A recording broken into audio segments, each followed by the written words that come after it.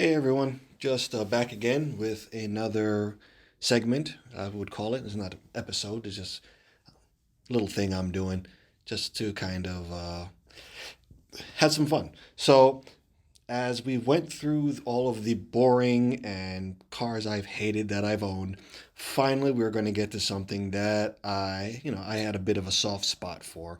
It's still not my favorite car that I've owned, but it's up there.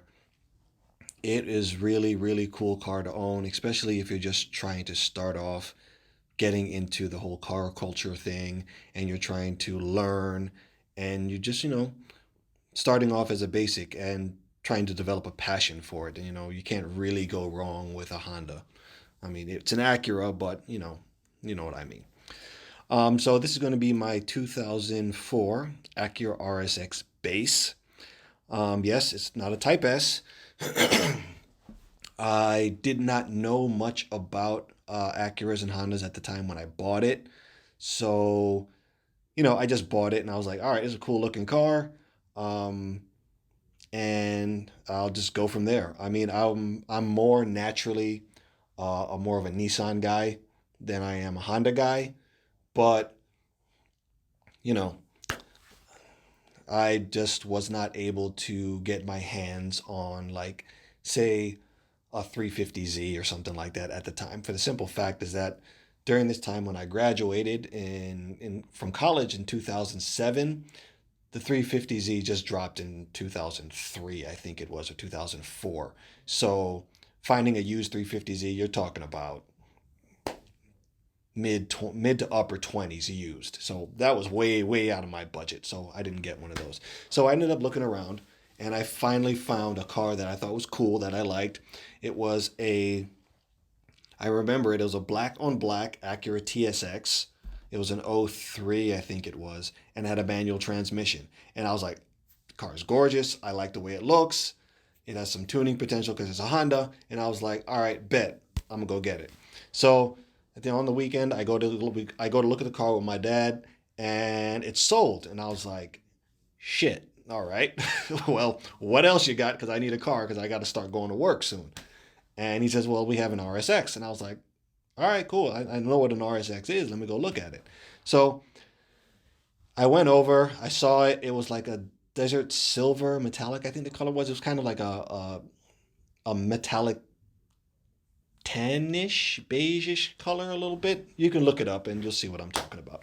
But it was a nice looking car. It was clean, had relatively low miles, of certified pre-owned used, and it was in the right price. And I was like, all right, bet I'll take it. So I ended up getting it. So as most people, Honda guys know, the RSX base comes with the K24. I mean, not the K24, sorry, that's the TSX. It comes with the K20A3. So it's basically the same engine that came in the EP3 Civic Si. Has a 5-speed manual transmission. I think it shares it with the Civic Si, but I think the Civic's gear ratios are a little bit different. Don't quote me on that, but I think that's what it is a little bit. And it was a zippy little car. Compared to the battleship I was driving from before, this felt like a speedboat, man. It was just night and fucking day. I was just like, I made the right decision getting this car.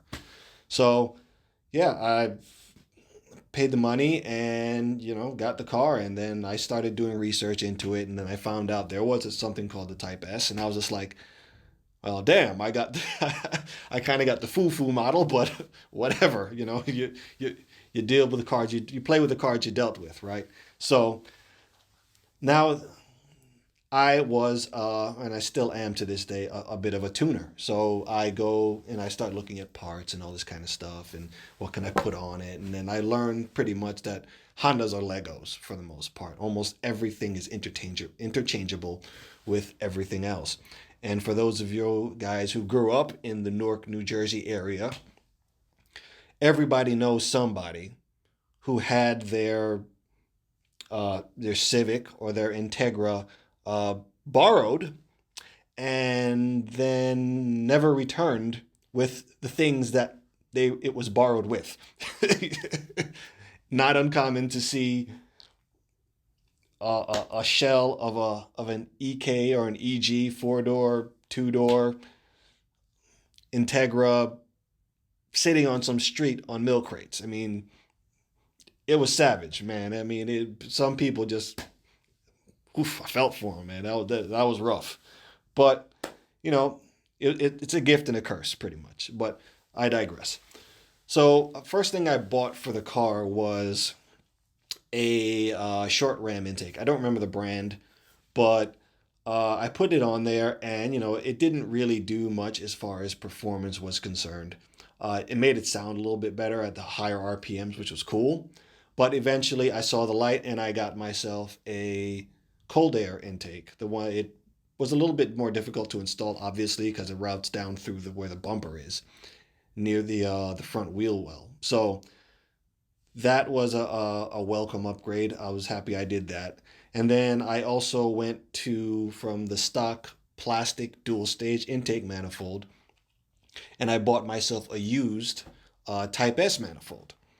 So when I was doing the install, there were certain things that needed to be done in order for it to work properly that I had to get help with from a guy that I worked with, a guy named Trevor. Shout out to him, and his shop. And then we had to sit there and figure out how to make it work properly. Because when we first installed it, got it on, it wasn't a problem, bolted it back together. I reflashed the car, and I turned the key, and the car ran like shit. And we're like, what's wrong? What's going on? Blah, blah, blah, blah.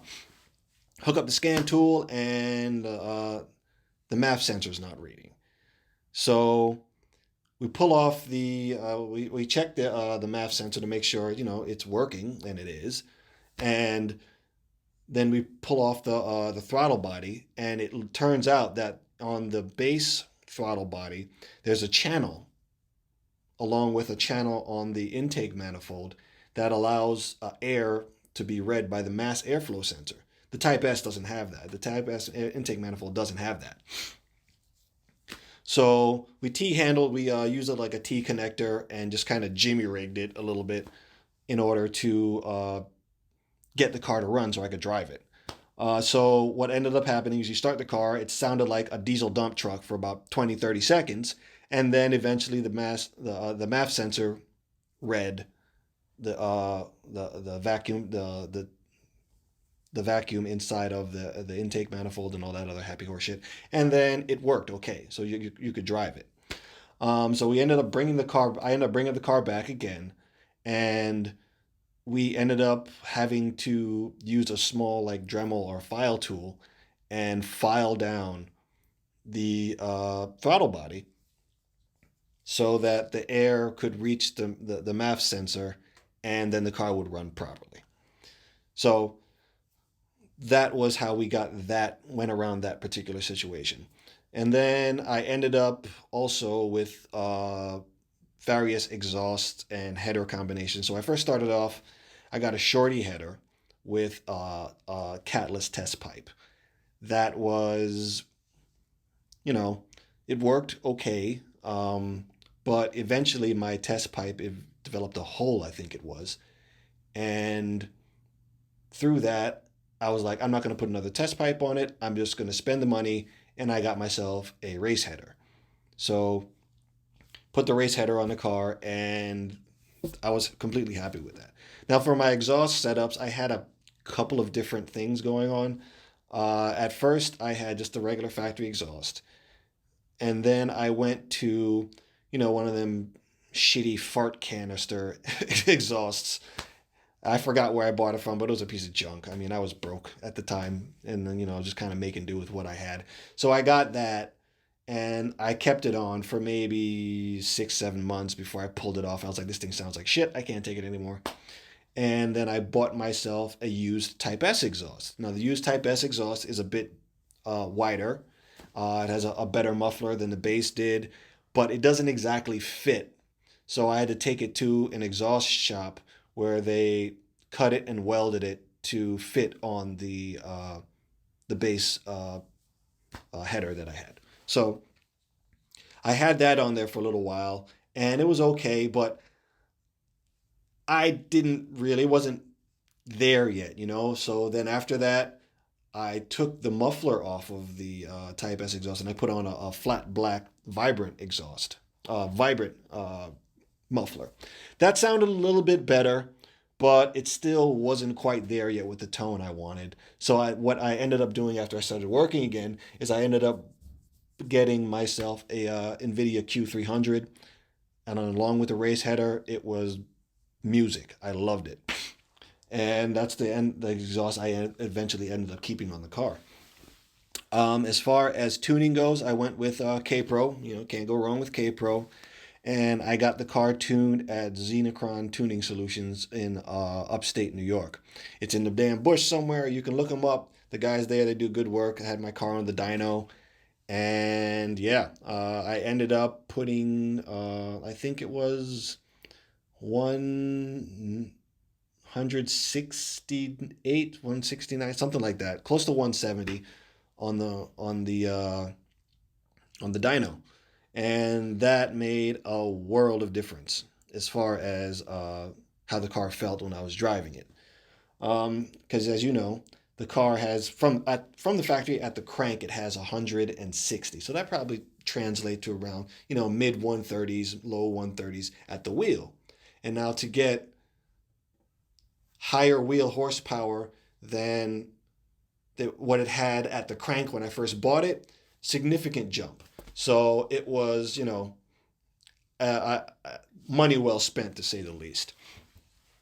And then after that, the other thing I did was rotors and pads. I didn't get any special track pads or anything like that. It wasn't a track car. It was my daily driver, so I did not want the brakes to be squeaking in the cold and all that kind of stuff. So I got some better pads, some better rotors.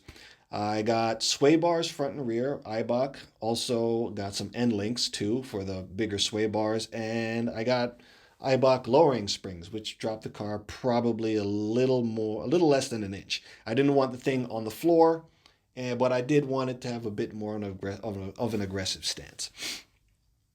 But the main thing that made the biggest difference in how the car drove was when I did the transmission swap. Initially, I wasn't going to do it. It was time just to do a clutch and do a flywheel and the whole shebang bang. So I ended up doing that, and I bought, I think it was from Competition Clutch, I think it was that I bought it from. Just a regular base stage one clutch up from the OEM spec, and a flywheel, a lightweight flywheel. It wasn't an 8 pounder. I think it was like 12 or something like that. So it was a little bit, it was lighter than the factory one.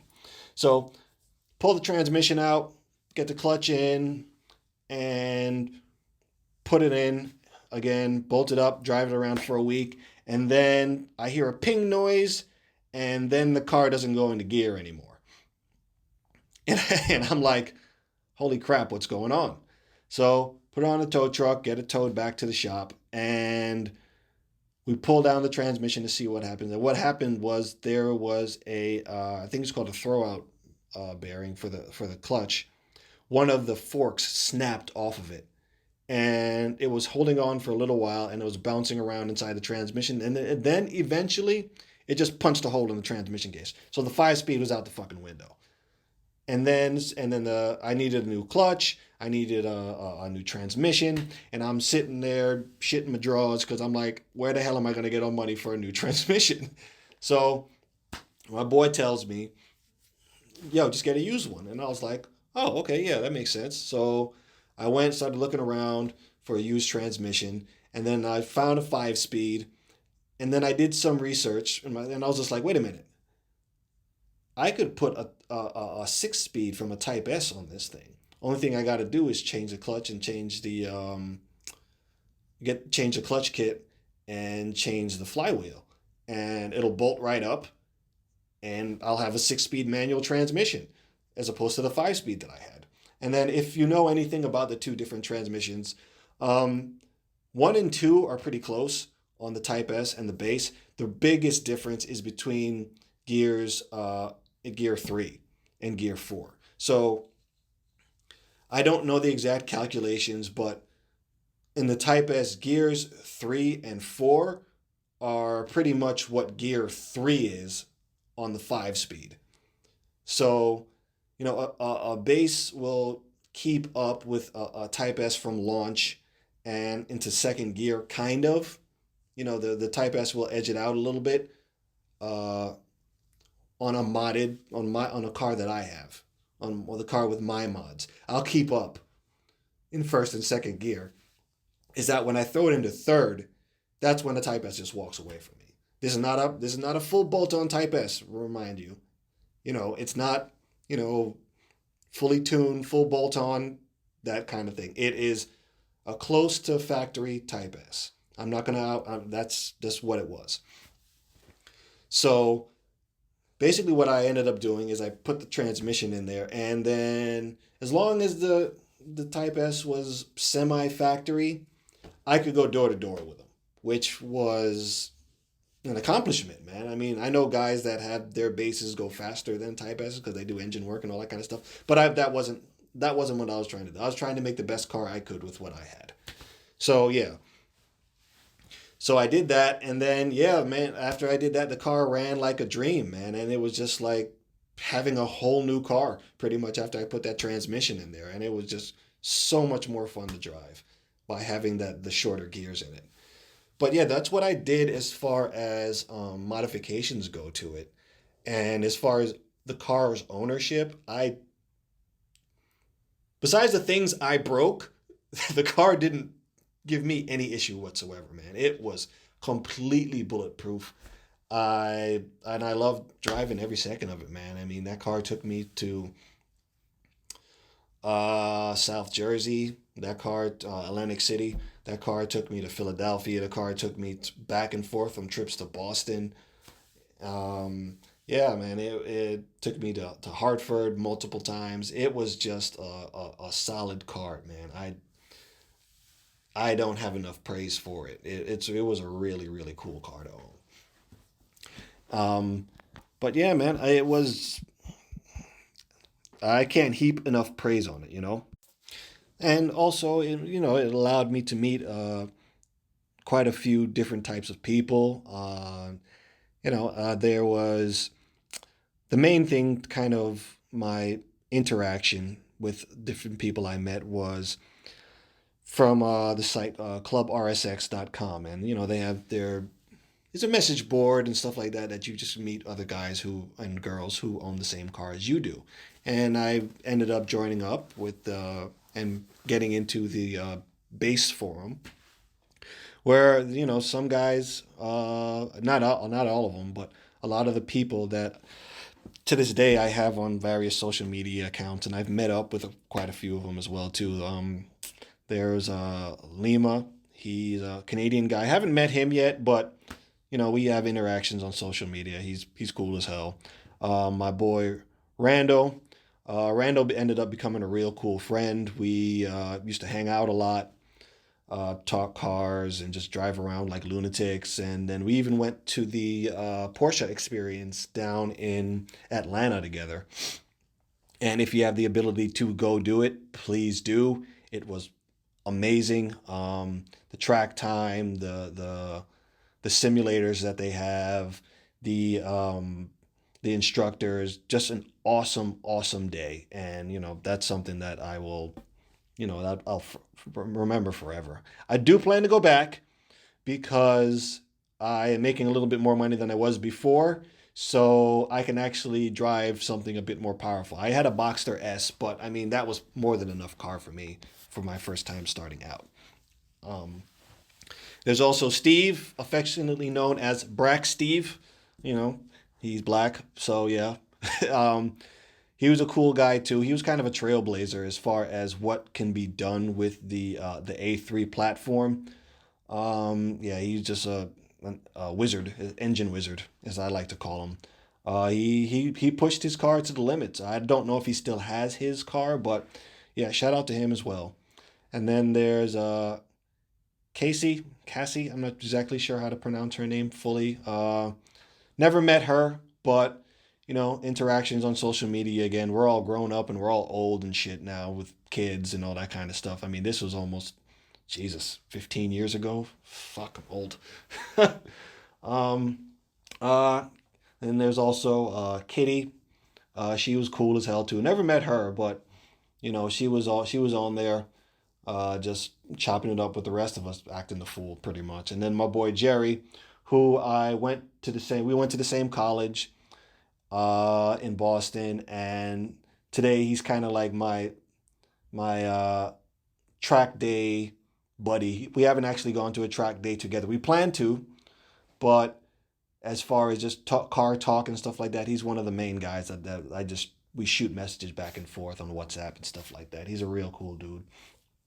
And don't forget, Jerry, I'm going to bring it up. You probably don't want to remember, but your turbocharged base did blow up and catch on fire, and I'm not going to let you ever live that down. But he's an awesome guy. Um, and then I had the Jersey guys that I interacted with on a daily basis. Um, there was who I met them through my younger brother, who's actually doing the editing for a lot of the all of these videos. Shout out to you, Ian. Thanks a lot for that. Um, there was Jr. who was he's just a car guy. He had shit more cars than I can count. I think by the time he was 25, he had gone through as many cars as I did at my current age now. This guy always had, I don't know where he found them, but he always had something new. It wasn't necessarily a new car, but something new to him. So I mean, he had uh uh, uh I think it was the early '90s, the boxy Integra. It was the early '90s Integra done up real nice. He had, I think it was a black four door for a while. He had a DC2, I think it was, Integra from like the late '90s. I don't remember the exact chassis codes. He had a ninth gen SI. I think he had an S2000 or something. I don't know. The man just changes cars like people change drawers. I mean, cool as hell dude though.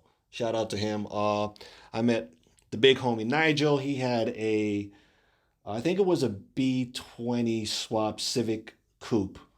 It was gutted and everything. He was cool as hell. And then who else was there? There was who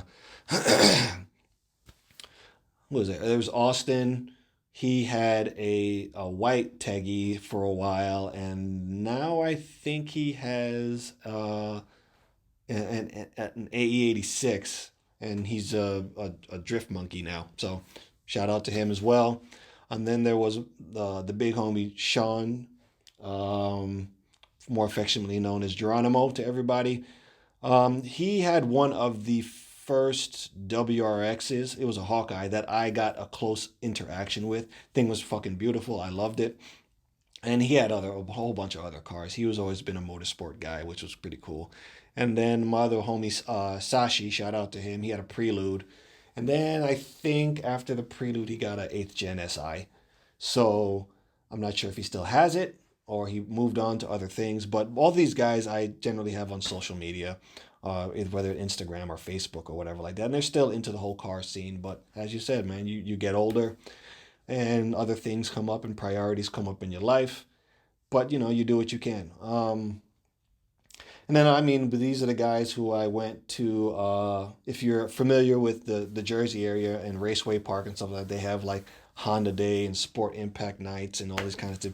Massive, massive car shows, hundreds of cars, thousands of people, just walking around and looking at what everybody has done. And then they have like the drag races and stuff that the teams bring their cars out to.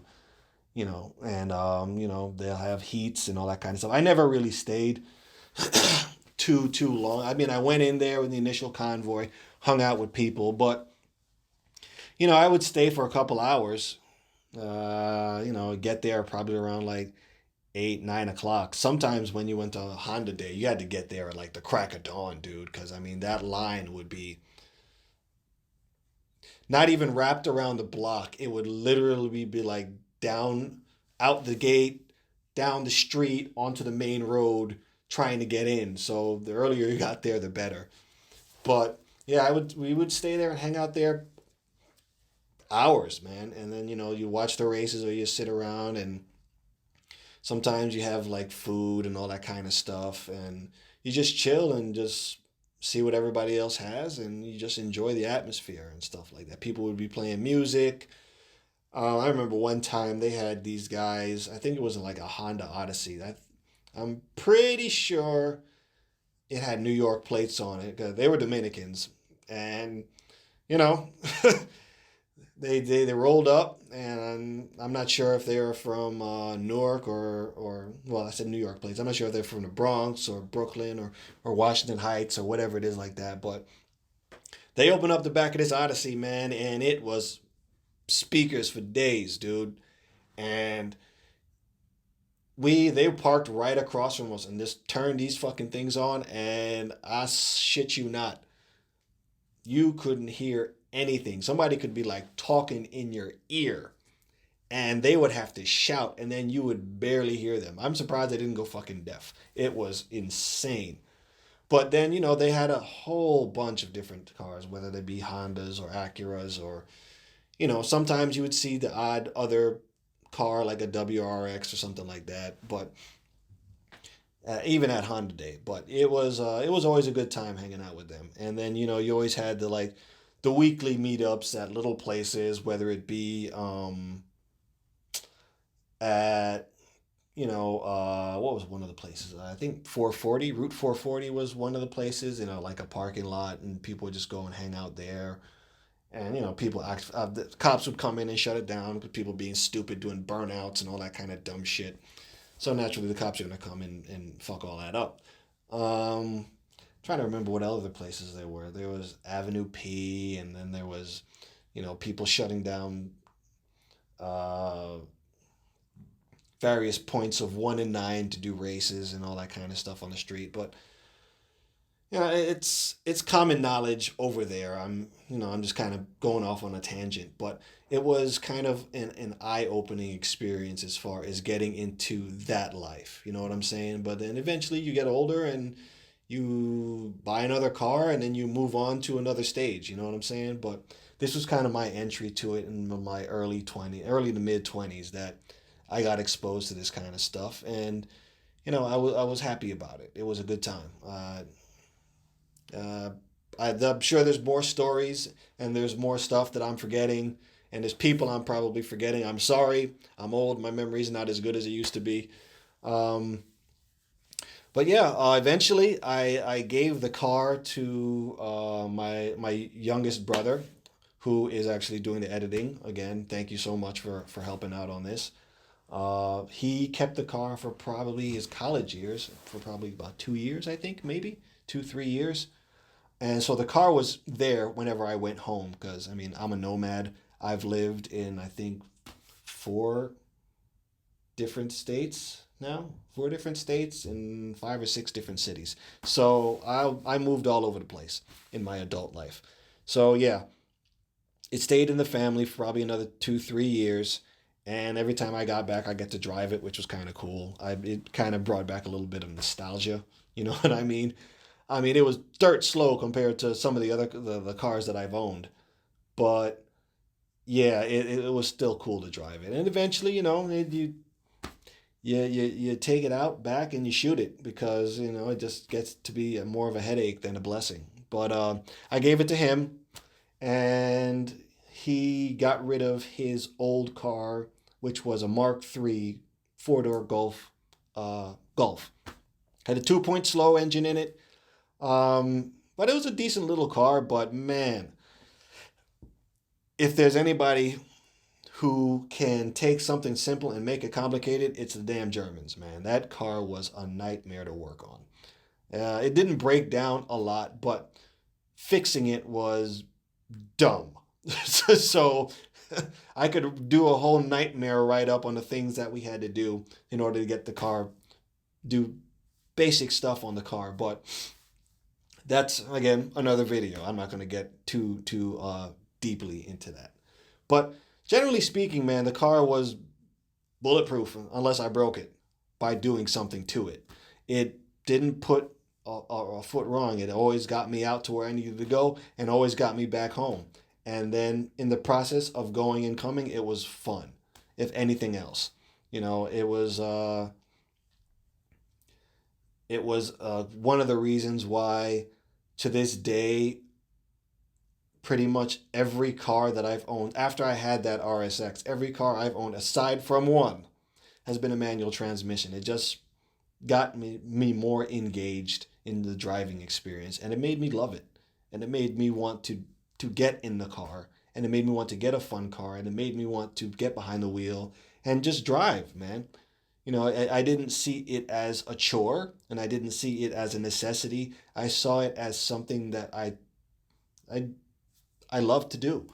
So, and it's very rare that cars do that. You know what I mean? You get in it and it's something like, yeah, man, this is right. It's like I don't mind going to the grocery store. I don't mind going out. I don't mind doing any of that stuff. And even when I'm bored, I just grab the keys and get in and just see where the road points me, man. And if you have something that you enjoy being behind the wheel of, that experience is priceless, you know.